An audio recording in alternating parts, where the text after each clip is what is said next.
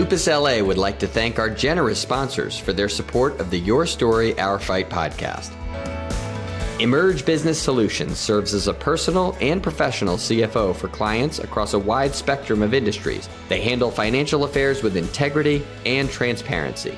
Gemini Beauty believes in beauty for a cause, and in their case, the cause is lupus. The team at Gemini is changing the skincare game for good. Hello and welcome to another episode of the Lupus LA podcast, Your Story, Our Fight. I'm your host, Adam Selkowitz, and as always, I like to thank our sponsors right at the top of the show because they allow us to tell these incredible, inspiring lupus stories. And today, you are going to love our guest today. I am welcoming Samantha Boothe. Samantha is the host and creator of Heal with Samantha on YouTube, and it's giant. It's growing. It's 23,000 plus subscribers, and it's really about sharing your positive story about lupus and other health struggles, much like this show is sort of geared to do. So I think we have like minds for sure, Samantha, and I'm excited to share your story on the podcast. Welcome. Thank you so much for having me. I'm excited to be here and to share my story and help spread awareness and positivity.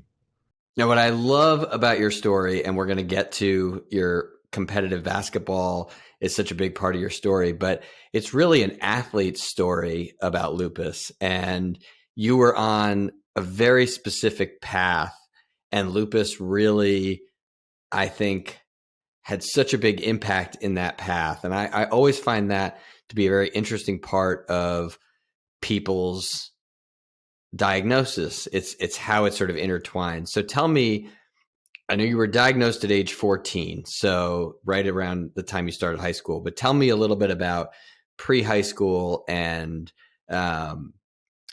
growing up, and tell me about how you started basketball and all of that. Yeah, of course. So first of all, I am 6 feet tall and I had the height for it. So my parents just kind of threw me in basketball and it ended up coming pretty naturally to me.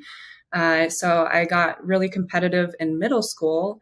And this is just a few years before I was diagnosed. And I was on travel teams and I was going to camps where college coaches were. And I was really working towards getting a scholarship in basketball. And it was tunnel vision at that point. And then I got diagnosed with lupus at 14. It came on unexpectedly. My parents just kind of thought it was growing pains. I was complaining more, I was feeling weak, and I was starting to kind of lose my spark with basketball as that was happening. And then I just kept pushing through, and eventually my body just broke down on me. So your early symptoms were more like joint related and just body aches, that kind of thing? Yeah, so I definitely had the joint pain. I was swollen all over. My back was going out. That was one thing that kind of stuck out, where I wouldn't be able to run. And then I also had the Raynaud's, which I think is pretty common for a lot of lupus. Mm-hmm. And so you talked about the spark going away. Was the spark going away because physically it was more and more challenging for you to play? Yeah, exactly. So, for example, I was at that time a freshman in high school, and that's when it gets really competitive. I did make the varsity team. I had lupus at the time, but didn't realize it yet. It took about probably 8 to 9 months for me to realize that something was really going on. And I could just, I started the season starting, so playing right when the game starts, and then I ended up going more to being on the bench as the season went on. And I just didn't understand what was happening to me. Why was I getting worse, even though I was practicing every day? Did your coaches call it out? Did they notice something specific? Or was it just sort of a very slow burn kind of process? I think it was more of like, oh, she's just not as aggressive. She's just not as, motivated. That's how they kind of saw it, rather than, I was dealing with an illness unknowingly. And so at what point did you say, wait a second, this isn't normal? I need a doctor intervention here? Yeah, so I was actually the first moment I realized something might be wrong. You're a healthy young teen. You don't think anything's going to go wrong. I was in PE running the mile, and my hands were turning purple. And my friend mentioned to me, "Oh, my aunt has that. It might mean you have some other illnesses. You should probably get that checked out." And so I'm like, "Huh, that's weird." And then during that run, my back also went out. So my friends had to help me get down the stairs. And I remember being distraught because I had tryouts for a competitive basketball season or team that weekend. So I was just hyper focused on that. What am I going to do? Why is this happening? My body was just starting to fall apart. And I pushed through the tryouts and tried my best. And I just remember I was on the brink of passing out. I was pushing myself so hard, and my parents saw how sick I was, and we went to the doctors the next day, and everything went really fast from there. And you're in the Las Vegas area, right? Yes. And so I know just from my work with Children's Hospital in Los Angeles, there are not very many pediatric rheumatologists in Nevada. Actually, I think they all come in from California, right? So tell me how the diagnosis process went in a place that is not a major hub for autoimmune physicians. Yeah, so when I got to the pediatric rheumatologist, we learned that she actually flies in, as you said, from California, and there were no pediatric rheumatologists in Las Vegas. And Las Vegas is, it's not, I mean, it's a smaller city, but it's not a small city. It's a So, city. It's a yeah, legit city. we wouldn't expect that, exactly. Um, so we learned, that she was the only one, and I'm not sure if they have a specific pediatric rheumatologist now, but there's so many, patients that need to be seen by her. So, but she was excellent. She was able to get me in whenever. The process is actually faster, I think, than when you're diagnosed as an adult. hmm And so, how quickly after your diagnosis did you start treatment? Did you start to feel better? What was that process like? And um, did that play a part in your mental approach to basketball? I mean, was that kind of, what was the conversation around that? Now that you figured out, okay, something is wrong and treatable, how did that conversation go? Yeah. So from there, it's just about getting myself to a point where I physically felt better. I feel like once I found out what I had, my body just kind of like it felt everything then. I was kind of hmm pushing off all that pain, even though I was feeling it, it was overwhelming at that point. So I took a break. The basketball That's season. interesting. You were basically like almost holding it all in and trying so hard to focus on the task at hand that once you got the diagnosis, it was almost like you got permission to feel bad, and then a wave of symptoms hit. That's interesting. Yeah, exactly. So I just kind of dealt with it at that point. Luckily, it was at the end of basketball season and the school year was about to finish. So I had the whole summer just to rest physically and take a break and kind of, learn all about it. And then from there, after the summer, I worked hard by just slowly getting my body moving and working my way back so I could play basketball in the fall again. And so tell me about that fall season. You come back sophomore year, you've presumably you're on medicine, you have a diagnosis. Where were you at mentally, and where were you at sort of in the basketball level world? Did you go right back to the varsity team, that kind of thing? Yeah. So at that point, I was put on medication like prednisone and methotrexate. And then I was feeling good enough to where I asked my rheumatologist, "Hey, can I play basketball?" I needed permission in order to play. And she was very hesitant. She did not want me to play. I had to physically write her a letter when I went to my next appointment and give it to her to show how much it meant to me for me to be able to play. So I was able to get her permission, and I ended up making the varsity team. And physically, it was really difficult, but I feel like mentally it was even harder because you're trying to prove yourself. And it's like all these people watching don't realize what I am overcoming right now. So it was really me trying to push past that and get over the fact that I may look a little weaker than my peers, even though I'm trying my best, but it's because I have all these things happening to my body.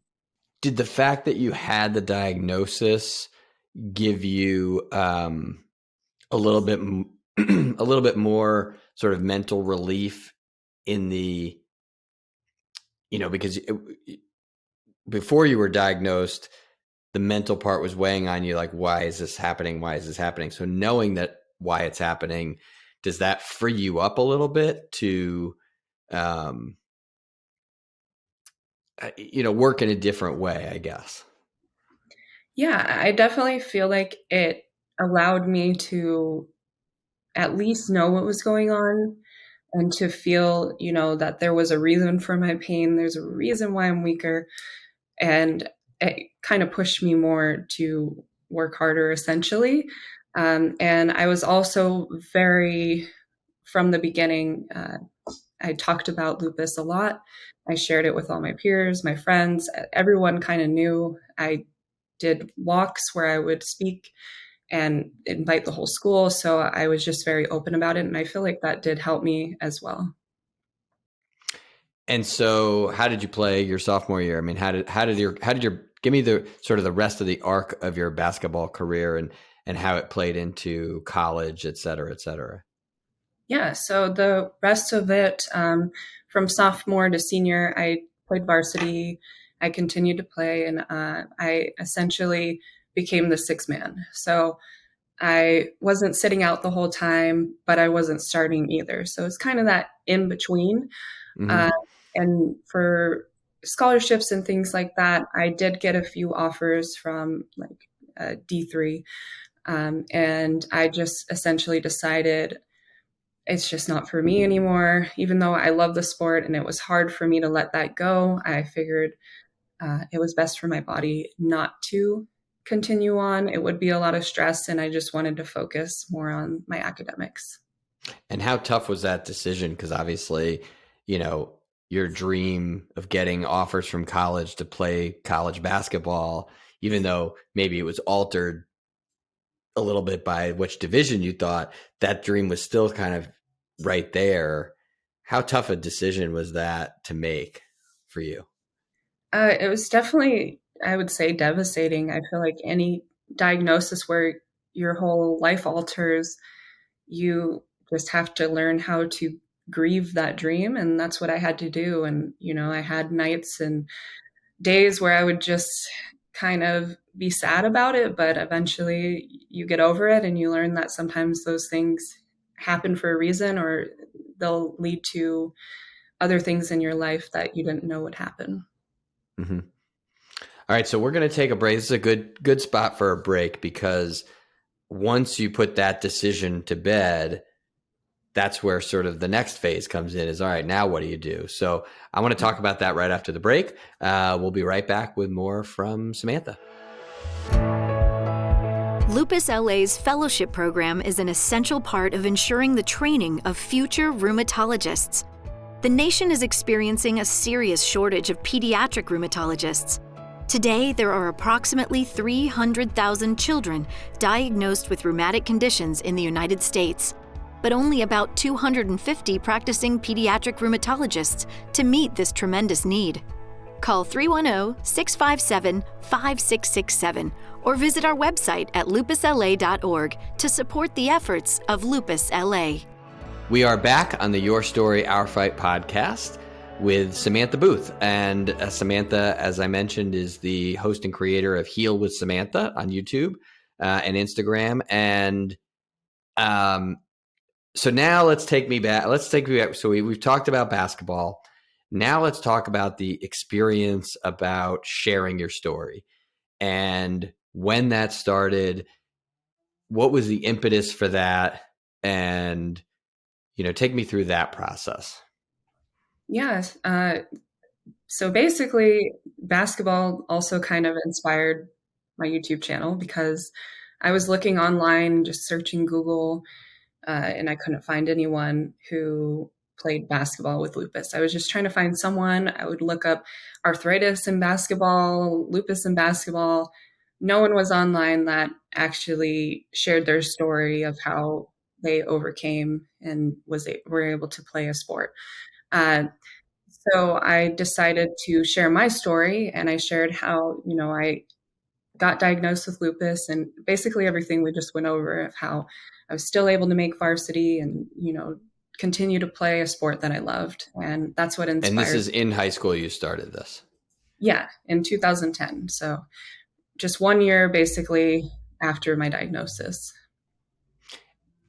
And so tell me how that, what was the response to that? I mean, I'm assuming your peers in school saw it, right? What was the early response you got?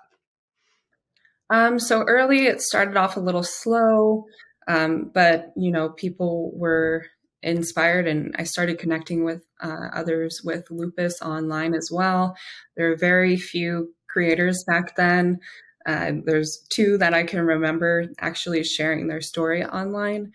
Mm-hmm. So from there, I just kind of started going with the trend of vlogging and started sharing my day to day and making informational content as well about what medications I was taking, what to do to prepare for your doctor's appointment, how to advocate for yourself, and just basically sharing what I was learning as I was also dealing with it. And I'm assuming your high school friends are alongside you creating their YouTube channels of skateboarding and I don't know, doing parkour or whatever was popular back then, right? So how did your friends react to the seriousness of the content that you're putting up? Yeah, I feel like I tried to make it fun too as well. And I would also share like my daily life. So they would star in some of my videos too. And I always, back then it was like a flip camera, it was called. So I would carry Yep. that thing around and I would just film everyone. I would bring it to my doctor's appointments. So I became known as the person always recording everyone with permission, of course. Of course, of course. And I remember the flip cam. Those were pretty cool. Very fast. It's easy to do. So, and how did your doctors feel? I'm assuming carrying a camera into a doctor's appointment was not very common back then. Yeah. So I didn't always, record the doctor's appointments essentially, but I remember when my rheumatologist found out about it, she was like, "Oh, that's actually really cool that you do that." I think that recording and vlogging was so new back then. So even the fact that I shared my story and was so open about it, she wasn't a very talkative doctor, so it was really nice to hear that. Mm-hmm. Great. So now you take me through, you finish high school. Where is the YouTube channel at that point? Where's the momentum? And then you have to make this sort of decision about what's next in your life. Tell me a little bit about that transition. Yeah. So it just started, it started really gradually growing. And I feel like once I got into college, that's when it kind of blew up to where it is now. And I'm on and off of it now. I feel like there's a lot of focus on Instagram and now there's TikTok. There's so many different platforms, but I just, continue to share what I can and to continue advocating as well. So I just kept doing that. And now I'm focusing more on content that is positive. And rather than, in the beginning, it was more about my bad days and, this is what it's like and how overwhelming it can be. And even though I still share that content, I try to make it more positive. Like, I know I'm going to be better in a few months. I'm going to feel better. I'm going to get stronger. I, just trying to bring more of that, because it can be really daunting to talk negatively all the time about your life. Mm-hmm. Yeah, no, I'm sure. So tell me about the response you get. I mean, with 23 plus thousand subscribers, I mean, you're one of the bigger lupus messengers, I would say. So tell me what sort of feedback you get from patients around across the country. Yeah, it's a lot of positive comments.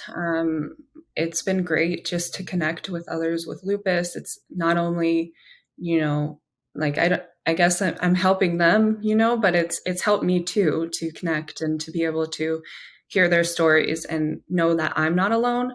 And in response, I get that from them as well, saying, when I first got diagnosed and I searched it, I found your page, and it really helped me to, uh, you know, go through the diagnosis and learn that I'm going to be okay.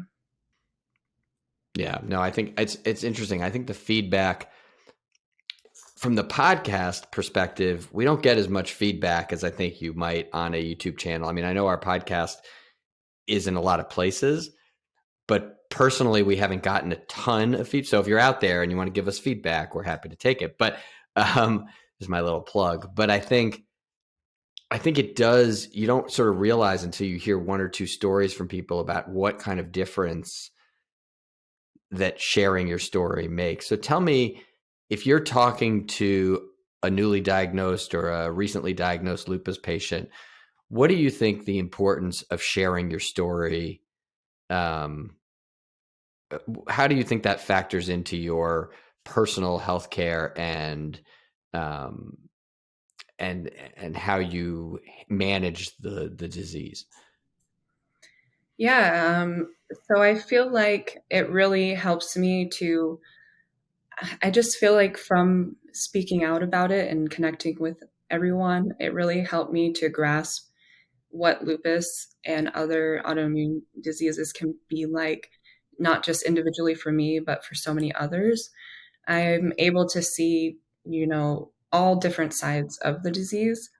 And I've grown so much knowledge just from that. And whenever someone writes me and they're like, "Oh, I have lupus and I'm having this symptom," like I'll physically look it up and try to learn more. So I feel like as a patient myself, I have so much knowledge when I'm going into the doctor's offices and when I'm advocating for myself, that I know what to expect more. And, you know, not that I'm able to help them. I always tell Mm-hmm. them, go see a physician or talk to a doctor, but it just has been really eye-opening to be able to see all the different sides of lupus.